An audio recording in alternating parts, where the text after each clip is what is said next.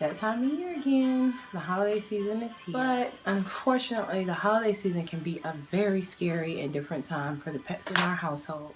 So I'm here today to talk to you a little bit about the dangers of the holiday season. Don't want to scare you away, but I do want to talk a little bit about all the things that you should be looking out for this holiday season to make sure that your house stays safe for your dogs, for your cats. Let's start off with Christmas tree.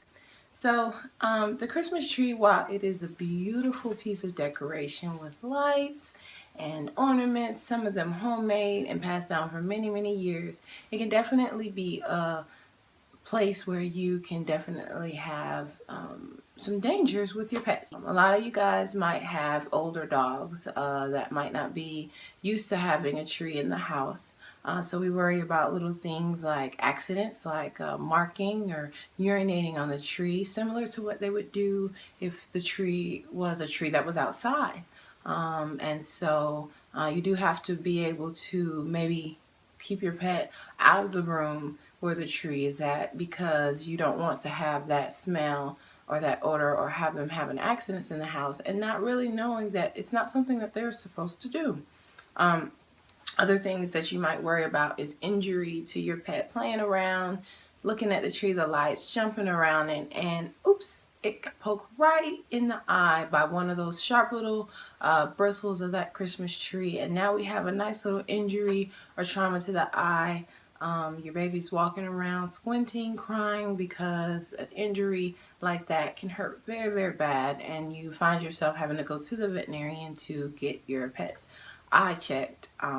We also worry about pets drinking the water that a lot of people, when they get live Christmas trees, they have to put water at the base of the Christmas tree to nourish the tree while the tree is inside the house. And a lot of those waters have, those trees come with, the packets of fertilizer and plant food to help nourish the water so that it can nourish the tree while the tree is inside the house, so it won't dry out, so it won't become more hazardous to setting on fire. But those chemicals can potentially be toxic to your pets. So if they drink it thinking that this is similar to the water that's in their water bowl that sits just on the other side of the room, and they can end up getting very, very sick. And so we want to make sure we keep them away from that water. Again, a lot of times, like I said, the easiest thing might be, not letting them go in the room with the tree when you're not in the room. The other big thing is when we have cats or energetic dogs, you worry about those particular dogs trying to climb the tree, or those cats trying to scale the tree. Again, this can be something that is very dangerous, because if they climb the tree could fall over, or if they knock a tree over, you have, again, fire hazard, water damage hazard from the water that's in the base of the tree, and injury to potentially the pet or anybody that's sitting in the room at the time when this potentially happens. So you just want to be very careful and very safe with that tree, and make sure that you're monitoring your pets around the tree, and that they're comfortable. Having that big tree placed there that's never been there. A lot of times we rearrange or we move furniture around, can be very scary. So we just want to make sure that it's a safe environment and a beautiful environment for everyone. Now that we've talked about the tree, let's not forget all the rest of the beautiful decorations that are around the house. From the tinsel that's on the tree that flickers and is so beautiful, and it just makes the tree look gorgeous. It also can be very attracting to little cats or kittens. We get a lot of cases where these guys come in because they have started to eat or chew on this tinsel, and it just gets stuck in their stomach. It can be very, very scary.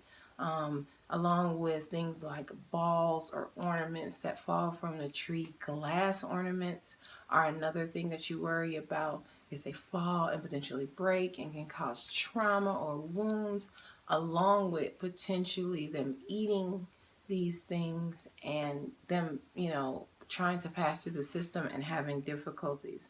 The last thing you want to do is be at the emergency veterinary clinic on Christmas Eve because the puppy ate the ball that was painted with Santa Claus off of the Christmas tree. Um, you know, we leave our Christmas lights on, and they're lit up, they're plugged into the wall, and they make the tree look gorgeous. But just imagine being a dog and seeing something like that light up and sparkle and dance, and just wanting to chew on it and see what this is because you're so inquisitive, and then you could potentially get the shock of your life. And it can be a definitely life-threatening situation if your dog or your cat bites into this cord and gets electrocuted. Candles are another thing that people tend to light all around the house. And of course, having an open flame like that can be very intriguing to a cat or interesting to a dog. And the fact if they knock that candle over, then you're more likely to see fire, injury to the kitten or the puppy. So you want to be careful and not burn any candles around where your pets are without being monitored because it can be very dangerous. The next topic I want to talk about is holiday plants.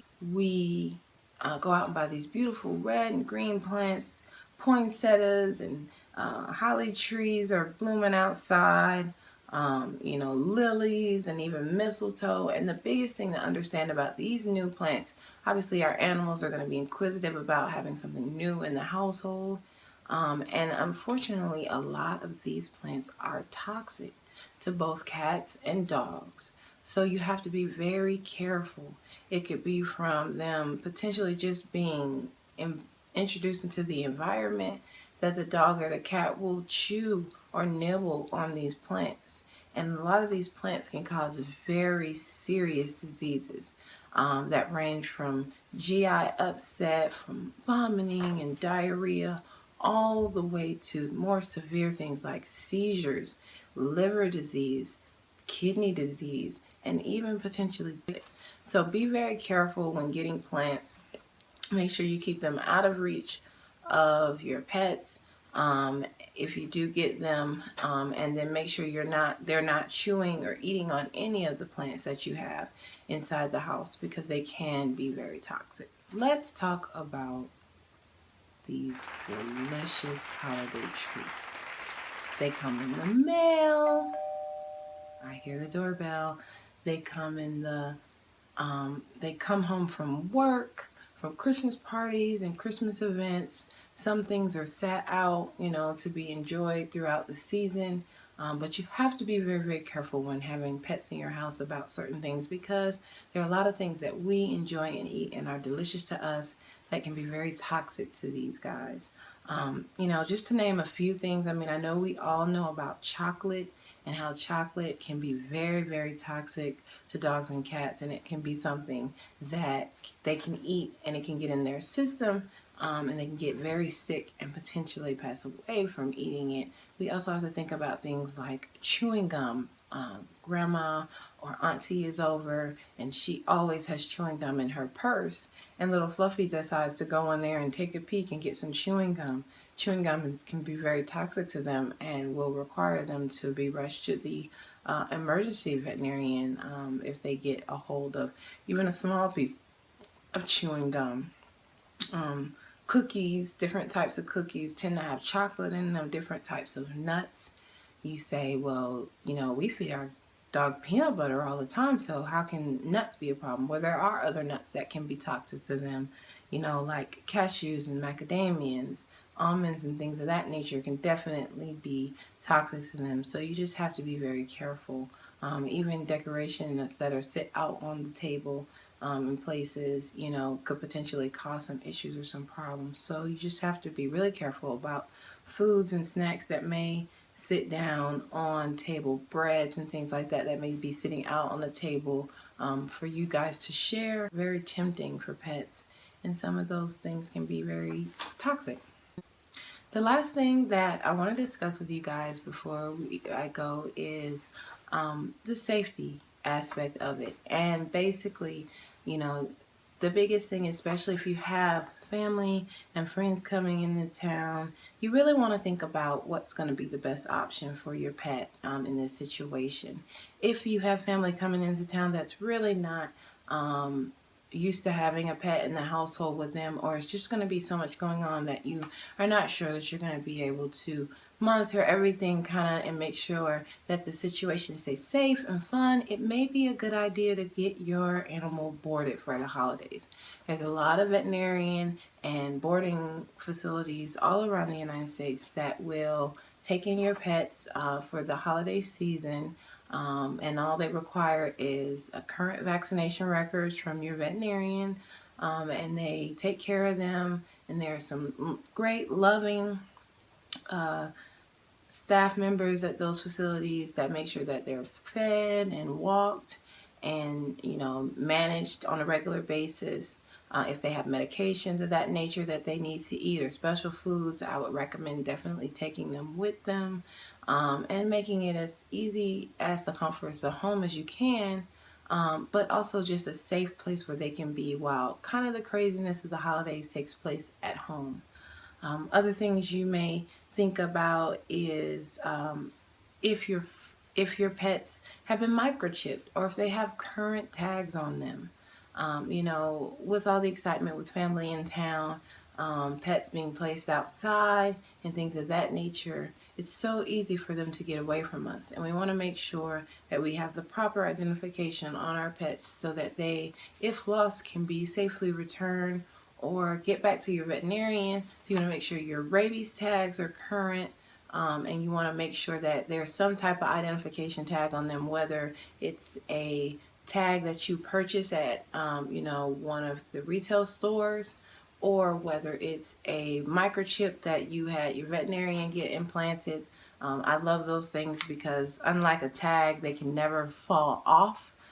They're always going to be in your dog, and you know, if they do get lost, I myself experienced a situation where my dog got himself out of the fence, and it was because of his microchip that he was found almost a week later by someone. And well, he was found shortly after, and almost a week later was returned back to me because of his microchip, and the fact that he had identification on that microchip that came back to me. So I'm, you know, a big advocate of getting the microchip, especially for your outside animals and even for your inside ones, because you never know what could happen in the holiday season. People coming in and out, and you know, keeping them protected and keeping them safe is your responsibility.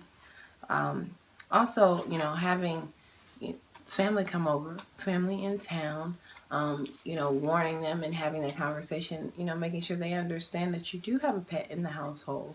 So they need to be careful with the things that they bring with them, whether it's another pet, the medications and things that they may be taking, the foods and things that they may have or they may carry or they may have in their bags and things like that. These things are all important, and these things all change your pet's environment, and they could make it very scary over the holiday. And you know, these are things that you want to make sure you're having that conversation with them so that they can have a safe and fun holiday, and so that everything goes easy, and you don't have to worry about any problems, and you can enjoy your family and your friends, and you know, enjoy your holiday season with your pets, and it can be safe and happy and fun. So that's all I have today on my video about the safeties of the holiday season. Guys, be safe. Please enjoy your holiday. Don't let this video scare you. It's just here as a warning and to help give you information so that you can have the best holiday possible, and so can your pets. Don't forget to ask me any questions. Let me know if you need anything. You can ask below. Tell me what you think of the video. If there's anything that you specifically had any questions about or you wanted to hear, you can type the information below. Follow me on Instagram at Askavet or on Facebook at Ask the Vet. You can also subscribe to my YouTube page, and again, I'll be coming with more and more videos as these days persist. So hopefully I'll be hearing from you soon.